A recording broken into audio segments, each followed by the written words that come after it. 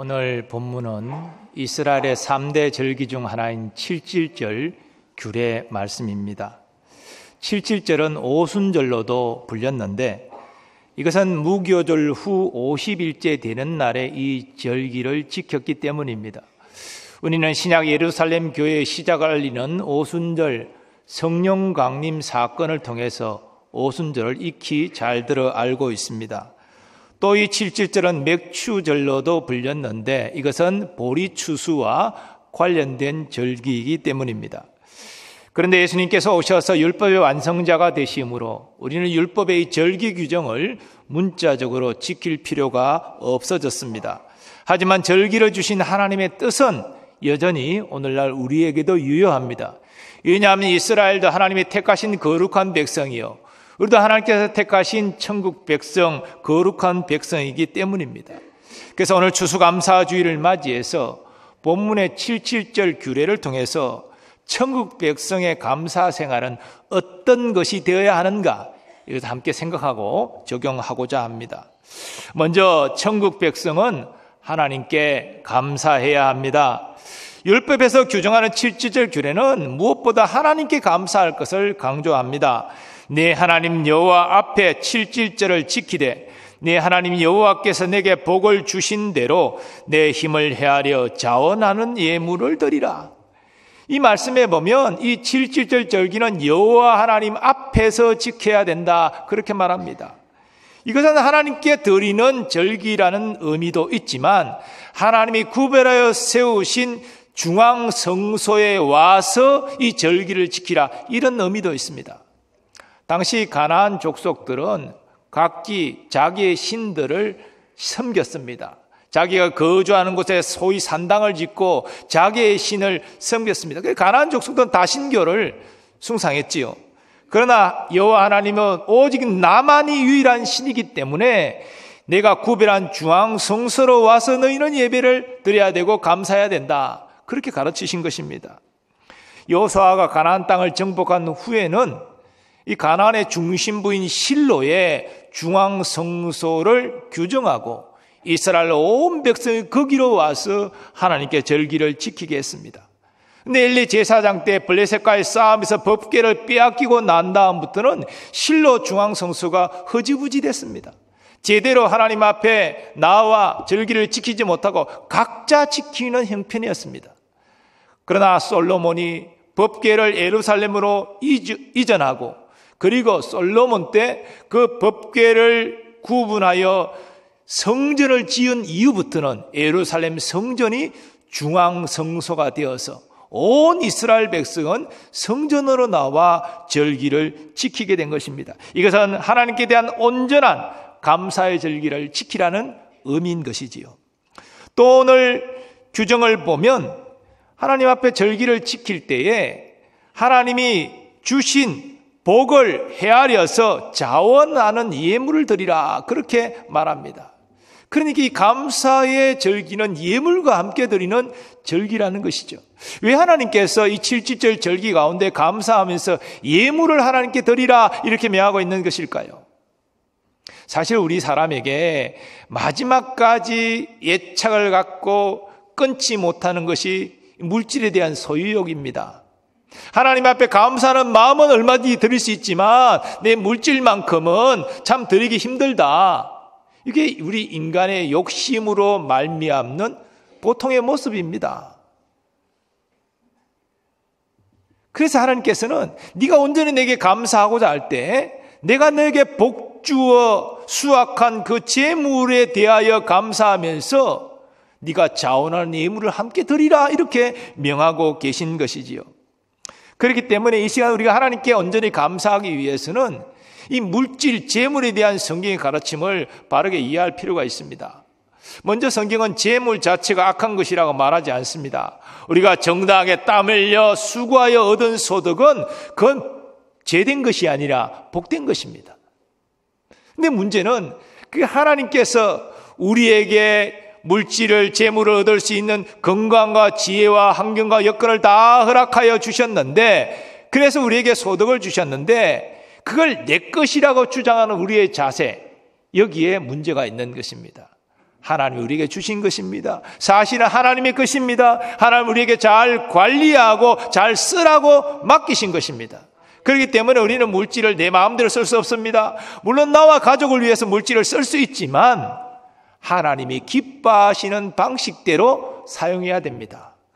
그리고 교회를 위해서, 어려운 이웃을 위해서 하나님이 기뻐하시는 뜻대로 물질을 나눠야 됩니다. 이것이 바로 청지기적 의식이라는 것이죠. 물질 자체에 대한 청지기적 의식을 가지라. 그런 마음으로 하나님께 감사 예물을 드리라. 하나님 그것을 지금 요구하고 계신 것입니다. 이처럼 천국 백성의 가장 기본되는 감사는 하나님께 대한 감사입니다. 우리의 생명도, 우리의 구원도, 우리의 건강도, 우리의 소유도 다 하나님이 주신 것입니다. 그러므로 하나님께 감사해야 한다는 것이지요. 이 시간 하나님께 예배하면서 우리 마음에 정말 이런 감사의 마음이 있는지 확인하시기 바랍니다. 우리가 아무리 정말로 성대한 예배를 드린다 할지라도, 또 많은 예물을 하나님께 드린다 할지라도 감사의 마음이 없다면 하나님 그 기뻐 받으시지 않습니다. 하나님이 내게 주신 모든 것들을 생각하고 감사하면서 하나님께 예배하고 기쁨으로 자원하는 예물을 드리는 여러분 되시기를 바랍니다. 두 번째로 천국 백성은 가족에게 감사해야 합니다.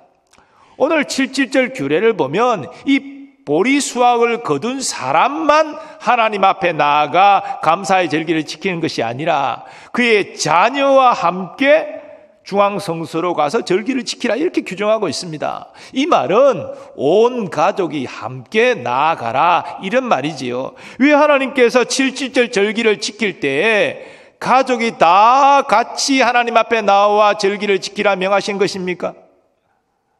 본문에 그 이유가 밝혀지고 있지 않지만 여러 성경 구절을 참고할 때 제가 이해하는 것은 이 추수하는 사람과 가족이 하나로 연결되어 있기 때문입니다. 성경은 부부의 신비한 하나님에 대해서 가르칩니다. 부부는 육체적으로, 정서적으로, 영적으로 하나 되는 복을 누립니다. 이 하나 된다는 거, 하나님이 주시는 특별한 복입니다. 또한 부모와 자녀들로 이루어진 가정도 하나로 이루어진 연합 공동체입니다. 어떤 사람은 하나님이 주신 이 특별한 공동체가 두 개 있는데 하나는 교회고 하나는 가정이다, 이렇게 말했습니다. 이 가정이 연합된 공동체이기 때문에 가족 한 사람이 문제가 생기면 온 가족이 힘들어하는 거예요. 가족 한 사람이 아프면 가족이 편안합니까? 다 같이 힘들고 어려운 것이지요. 그리고 아버지가 소득이 적으면 그 경제적인 어려움이 온 가족에게 미칠 수밖에 없는 것이지요. 그렇기 때문에 풍성한 수확을 거두고 난 다음에 그 보리 농사를 추수한 사람만 감사하는 것이 아니라 온 가족이 하나님 앞에 나오고 함께 감사하라, 그렇게 규정하고 있는 것입니다. 그리고 이 규정을 통해서 우리가 한 가지 생각할 것은 하나님 앞에 나아가면서 가족이 서로 감사하는 것입니다. 요즘에는 많은 분들이 맞벌이를 하지요. 부부도 서로 벌어서, 워낙 집값이 비싸고 자녀 교육비가 워낙 많이 드니까 한 사람이 벌어서는 요즘 안 돼가지고, 그래서 부부가 다 같이 맞벌이 하지만 저 세대, 저 바로 앞 세대만 하더라도 다 가정경제는 남편, 아버지가 책임을 졌습니다. 그런데 밖에서 열심히 땀 흘려 일을 할 수 있는 것은 아내가 가정을 잘 돌보고 자녀들을 잘 양육하기 때문에 믿고 밖에 일에 열심히 내는 거예요. 그러니까 아내에게 남편은 감사해야 되겠죠. 또 아내는 남편이 밖에서 얼마나 소득을 얻기 위해서 스트레스 받고 수고합니까? 당연히 감사해야 되는 거죠. 부부가 서로 감사해야 되는 겁니다. 또 부모도 자녀에게 감사해야 됩니다. 우리가 이렇게 열심히 일하고 또 열심히 가정 살림 이렇게 열심히 했지만 너희가 이렇게 잘 자라주었으니 참 감사하다. 너희가 믿음 안에서 이렇게 건강한 인격체로 자란 것 너무나 감사하다. 부모가 자녀에게 감사해야죠. 자녀도 물론 부모님에게 감사해야 됩니다. 우리가 이렇게 잘 반듯하게 믿음 안에서 성장할 수 있었던 것 부모님의 수고와 헌신과 사랑 때문입니다. 마땅히 감사해야 되죠. 그래서 우리 이 추수감사 예배 가운데 우리는 가족이 서로 감사하는 시간을 가질 필요가 있습니다. 오늘 예배 드리고 가족들이 저녁에 모이면 남편은 아내에게 손잡아주면서 여보 올 한 해도 참 고마워 감사해 그냥 이야기하시기 바라요. 예, 저도 할게요. 그리고 이제 부인 되시는 분도 남편은 손잡고 여보 고마워요 감사해요. 예, 감사를 표현하세요. 부모는 자녀에게 너희가 이렇게 잘 자라주었으니 감사하다. 예, 또 자녀들은 부모님께 또 감사를 표하고. 오늘 혹시 가족이 다 모이지 못하면 카톡방을 열어서라도 서로 다 감사를 표현하시기 바랍니다. 감사해야 됩니다. 하나님은 우리를 하나된 공동체로 엮어주셨기 때문에 가족이 함께 하나님께 나아가 감사해야 되고 하나님께 나아가 감사하면서 가족이 서로 감사해야 된다는 것이죠. 오늘 가족이 서로 감사함으로 하나님의 더 큰 은혜와 사랑을 경험하는 시간 되시기를 축복합니다. 세 번째로 천국 백성은 이웃에게 감사해야 합니다. 오늘 본문 7절 규례를 자세히 보면 수확한 자가 가족과 함께뿐 아니라 또 동반하여 함께 감사의 절기를 지켜라 그 대상을 규정하고 있습니다. 너와 내 자녀와 노비와 내 성중에 있는 레위인과 및 너희 중에 있는 객과 고아와 가부가 함께 내 하나님 여호와께서 자기의 이름을 두시려고 택하신 곳에서 내 하나님 여호와 앞에서 즐거워할지니라. 그리고 그렇게 해야 될 이유를 이렇게 이어서 밝힙니다. 너는 애굽에서 종되었던 것을 기억하고 이 규례를 지켜 행할지니라. 여러분 아시는 대로 야곱과 그 자손들이 애굽으로 내려가서 400년 이상을 생활했는데 요셉을 알지 못하는 애굽 왕이 등장하면서 이제 이스라엘 민족을 압제하기 시작합니다. 국고성을 만들게 하고 노역을 시키고 제대로 먹을 것 주지 않고 고통을 줍니다. 그래서 이스라엘 자손이 막 하나님께 부르짖어 기도하지요. 그래서 하나님께서 모세를 보내서 출애굽시키시고 젖과 꿀이 흐르는 땅으로 인도하시지 않습니까? 그러니까 너희가 종살이하면서 고통 가운데 있을 때 내가 너에게 어떤 은혜와 사랑을 베풀었는지를 기억하고 너희 주위에 어려워 신음하는 자들을 섬기고 돌보고 그들을 함께 하라. 그 말씀인 것이죠.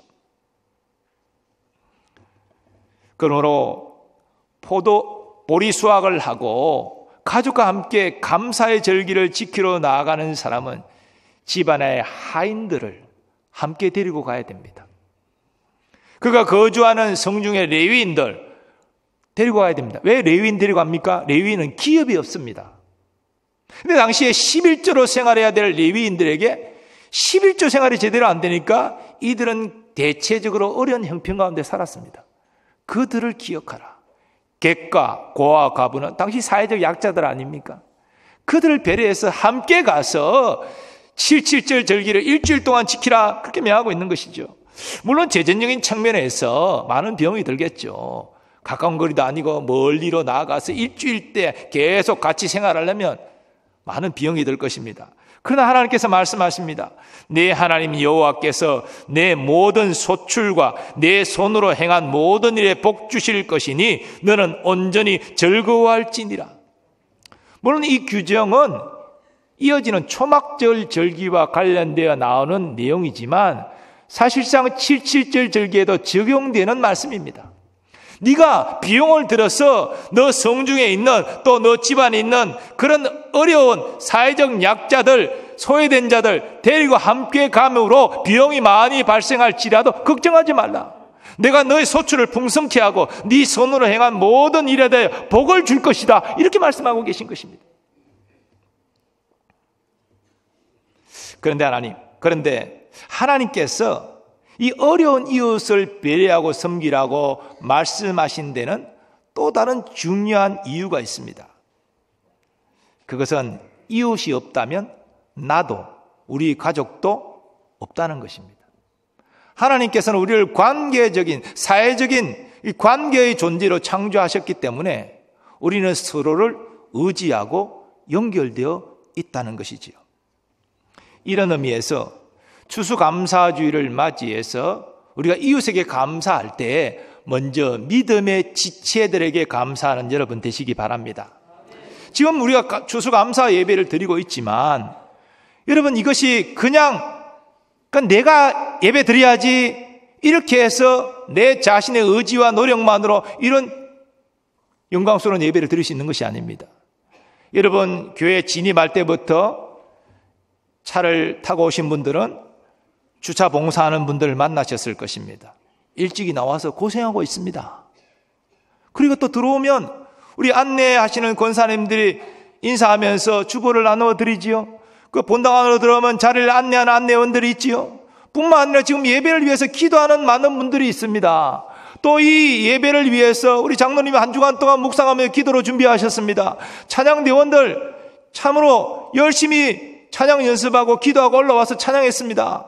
뿐만 아니라 지금 자모실에서 봉사하는 권사님, 또 드림 케어에서 봉사하시는 분들, 또 방송실에서 다양한 분들이 봉사하고 섬기기 때문에 우리가 이렇게 예배를 드릴 수 있는 것입니다. 오늘 예배 마치면 또 식사하실 텐데요. 국밥 준비하기 위해 수고한 분들이 있습니다. 여러분 식사하고 가시면 끝나지만 설거지하고 잔반 치우고 뒷정리하고 이런 수고하는 분들이 계시기 때문에 우리가 맛있게 식사할 수 있는 것입니다. 여러분 주의 몸된 교회는 이처럼 서로를 섬기는 공동체입니다. 그러므로 우리는 추수감사주일에 믿음의 지체들에게 감사해야 됩니다. 그리고 나도 누군가를 위해서 도움되는 그런 섬김의 손길이 되겠다 결단해야 됩니다. 맨날 나는 도움만 받고 삽니까? 나도 다른 사람을 섬기고 그런 어떤 하나님의 도구가 되어야 되겠죠. 이것이 추수감사주일에 하나님이 원하시는 바입니다. 또한 우리는 교회 밖 이웃에게도 감사해야 됩니다. 우리 이 땅에서 무엇을 하든지 사람들 이웃과 무관하게 그렇게 살아갈 수 없습니다. 우리가 장사를 하더라도요, 누군가 사주는 분이 있기 때문에 소득이 생기는 건 아닙니까? 직장 생활을 해도 나의 직장에서 노력에 대하여 그 가치를 인정해 주는 사람이 있기 때문에 봉급을 받는 것 아닙니까? 이처럼 우리는 서로 다 도움을 주고받는 관계적 존재로 창조된 것입니다. 우리 가정만 이 땅에서 홀로 살 수 없습니다. 도움을 받고 도움을 주고, 그러므로 우리는 이웃에게도 감사하고 이웃도 또한 섬겨야 하는 것입니다. 율법은 하나님의 사랑, 이웃 사랑이라고 계명을 정리하여 주었습니다. 그것은 우리가 하나님과의 관계 속에서 물론 바로 서야 되지만 이웃과의 관계도 발라야 된다는 것이지요. 감사하고 베풀며 살아가는 여러분 되시기 바랍니다. 특별히 오늘 말씀처럼 소외되고 어려운 자들을 생각하고 섬기는 여러분 되시기 바랍니다. 전통적으로 한국교회는 추수감사주일에 이렇게 강단을 과일과 곡물로 장식하고 난 다음에 하나님께 영광을 돌리고 예배드리고 그리고 나서는 다 이웃에게 나누었습니다. 이거 제가 먹는 게 아니에요. 다 이웃에게 나누는 것입니다. 그뿐입니까? 우리는 사회봉사부를 통해서 때를 따라서 쌀로 섬기고 또 여러 가지 반찬거리로 이제 다음 달에는 또 김장도 하지 않습니까? 그렇게 섬기고 나누고, 그것이 하나님이 감사하는 천국 백성의 마땅한 도리라는 것이지요. 이번 추수감사주일에 하나님의 한량없는 은혜와 사랑에 감사하면서 더 나아가 가족들에게 감사하면서 우리의 이웃에게도 감사의 마음이 열리고 아름답게 섬기고 베풀고 나누는 여러분 되시기를 예수님의 이름으로 축원합니다. 지금 우리는 하반기 다 함께 전도주의를 예배대행진으로 지키고 있습니다. 우리가 항상 그래야 되지만 이 예배대행진 기간만큼 더욱더 예배의 자리를 사모하시고 기도의 자리를 사모하시고 주님께 나아가는 여러분 되시기 바랍니다. 근데 우리가 예배드리고 기도할 때 많은 하나님께 받을 그러한 소망하는 바가 있지만 그 핵심이 감사가 아닐까 생각합니다. 우리가 예배 중에 하나님의 위로를 받는 것, 우리 마음이 활짝 열리는 것입니다. 우리 마음이 열려야 감사의 제목들이 보이고 하나님께 감사할 수 있는 것이지요. 예배 중에 하나님의 위로를 경험하시고 그 은혜와 사랑에 대한 감사를 회복하는 여러분 되시기 바랍니다. 그리고 하나님께 감사함으로 찬양할 수 있는 여러분 되시기 바랍니다. 이 감사가 빠지면요, 신앙생활에 문제가 생긴 것입니다. 내가 지금 하나님 앞에 나와 정말 감사하는 마음이 없다, 너무 감사하는 마음이 부족한 것 같다. 이것은 신앙생활에 경고등이 울린 것입니다. 우리는 그 감사를 빼앗기면 안 됩니다. 회복해야 됩니다. 간절히 기도해야 됩니다. 근데 사실 하나님께서는 우리에게 이미 풍성한 감사의 제목을 주셨습니다. 근데 우리는 뭔가 내가 원하는 것이 이루어져야 감사한다라고 생각하고 있는데 그건 세상의 감사지요. 믿음 안에서의 감사는요, 조건이 아닙니다. 깨달음과 결단입니다.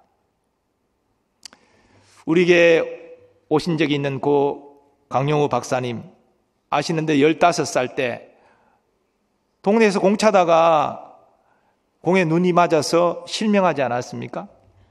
어머니가 그 소식을 듣고 놀라 쓰러지셨습니다. 얼마 지나지 않아 뇌졸중으로 돌아가시고 말았습니다. 누이가 가정경제를 책임지겠다고 봉제 공장에서 일하다가 너무 과로해서 또 죽고 말았습니다. 그러니까 이 학생 때죠. 강용우 박사가 얼마나 지금 낙심했겠습니까? 자신의 눈도 보이지 않고 어머님도 누이도 죽고 말았으니까 얼마나 낙심되겠습니까?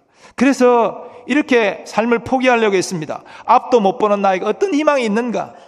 내가 할 수 있는 일은 아무것도 없다. 절망했습니다. 그런데 어떤 봉사하러 온 사람을 통하여 점자를 배우게 됩니다. 그래서 도서관에서 점자책을 읽다가 정말 마음에 확 와닿는 한 문장을 대하게 됩니다. 이런 내용이에요. 가지지 못한 한 가지에 불평하기보다 가진 10가지에 감사하라. 강효 박사는 생각했습니다. 내가 불평만 해서 뭐가 변하게 되겠는가? 이제 감사하자. 그리고 누가 뭐래도 포기하지 않고 목표를 위해서 적극적으로 노력하자. 그게 마음을 고쳐먹었습니다. 그리고 나서 열심히 공부하고 노력했습니다. 그는 시각장애인 최초로 미국에서 박사학위를 받았고 우리가 아는 미국 백악관 국가장애위원회 정책 차관보로 섬겼으며 이후에는 유엔 세계장애위원회에서 일하기도 했습니다. 강효 박사는 깨달음과 결단으로 자신의 형편 처지를 뛰어넘어 감사함으로 말미암아 이런 위대한 삶을 살아갔던 것입니다. 감사는 조건이 아닙니다. 깨달음과 결단입니다. 김현성님의 감사라는 시가 있습니다. 내용이 이렇습니다. 감사는 곧 믿음이다. 감사할 줄 모르면 이 뜻도 모른다. 감사는 반드시 얻은 후에 하지 않는다. 감사는 잃었을 때에도 한다. 감사하는 마음은 잃지 않았기 때문이다. 감사는 곧 사랑이다. 감사할 줄 모르면 이 뜻도 알지 못한다. 사랑은 받는 것만이 아닌 사랑은 오히려 드리고 바친다. 몸의 진이인 가장 소중한 것으로 과부는 과부의 엽전 한 푼으로 부자는 부자의 많은 보석으로 그리고 나는 나의 서툴고 무딘 눌변의 시로. 이 시에 따르면 감사는 조건이 아니라 믿음과 사랑의 문제라는 것입니다. 내게 정말 믿음이 있다면 하나님의 사랑으로 충만하다면 어떤 상황 가운데서도 감사할 수 있다는 것입니다. 이것이 그리스도인 천국 백성의 감사입니다. 여러분이 어떤 형편에 있든지 간에 감사가 깨달음과 결단의 문제라는 걸 생각하십시오. 믿음과 사랑의 문제라는 것을 생각하십시오. 그리고 감사하십시오. 감사하면서 하나님 앞에 기쁨으로 자원하는 예물을 드리시고 가족에게 감사하시고 이웃에게도 감사하시고 섬기시기 바랍니다. 그럴 때 하나님께서 여러분에게 풍성한 수확을 더하여 주시고 여러분의 손으로 하는 일에 하나님이 복을 더하여 주실 것입니다. 추수감사주의를 맞이해서 감사 생활을 회복하여 이런 은혜와 복을 누리는 여러분 되시기를 예수님의 이름으로 축원합니다.